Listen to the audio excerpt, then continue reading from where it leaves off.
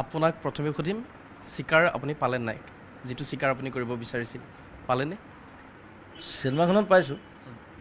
চিনেমাখনত ষ্টৰি মতে মই চিকাৰটো পাওঁগৈ গৈ তেনেকুৱা চিকাৰী হয় এটা চ' এতিয়া গোটেইখিনি কথা কৈ নিদিওঁ মানুহে চালে গম পাব কি চিকাৰ বিচাৰি ফুৰিছেহি যে অসমৰ পৰা গৈ লণ্ডন পাইগৈ গৈ চিকাৰ বিচাৰি চ' ধুনীয়া ষ্টৰি অলপ আনকনভেনশ্যনেল একশ্যন থ্ৰিলাৰ হয় গান চানো আছে বাৰু বেছি গান নাই 2টা গান আছে আৰু মোৰ ৰূপটো বেলেগ তাত মই আদিবাসী বাগানীয়া ৰোল কৰিছোঁ 2টা ৰূপ আচলতে মোৰ আকৌ লণ্ডনৰ আকৌ ৰূপটো বেলেগ হৈ যায় মই সেইটো কথাই আপোনাৰ পৰা জানিব বিচাৰিম বিভিন্ন সময়ত বিভিন্ন ৰূপত আপোনাক মই আমি সকলোৱে দেখিছোঁ মিছন চাইনাতে হওক বা কাঞ্চনজংঘাতে হওক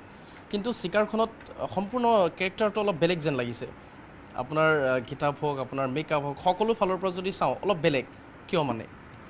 নাই এইটো কেৰেক্টাৰটোৰ কাৰণে আৰু মেকআপত যথেষ্ট মানে কষ্ট হৈছে মানে মোৰ টাইম বহুত লাগে মানে বগা স্কিন ক'লা কৰিবলৈ বৰ দিগদাৰ বাৰে বাৰে টাচ আপ দিব লাগে বাৰে বাৰে হেৰি কৰি থাকিব লাগে ৰ'দত বেলেগ হৈ যায় ঠাণ্ডাত আকৌ বেলেগ হৈ যায় চ' সেইকাৰণে সেই কেৰেক্টাৰটো যেনেকৈ বিচাৰিছে তেনেকুৱা ধৰণৰ গেট আপ দিয়া হৈছে চুলি বেলেগ কৰিছোঁ চুলি মোৰ 2 ধৰণৰ চুলি তাত চিনেমাখনত গতিকে সেইটো চিনেমাখন চালে মানুহে গম পাব কি ষ্টৰি ৱাইজ মই কেনেকৈ ক'ত গৈছোঁ কি কৰিছোঁ চ' কাম কৰি ভাল লাগিলে আৰু মই এনেও বেলেগ বেলেগ গেট আপ লৈ ভাল পাওঁ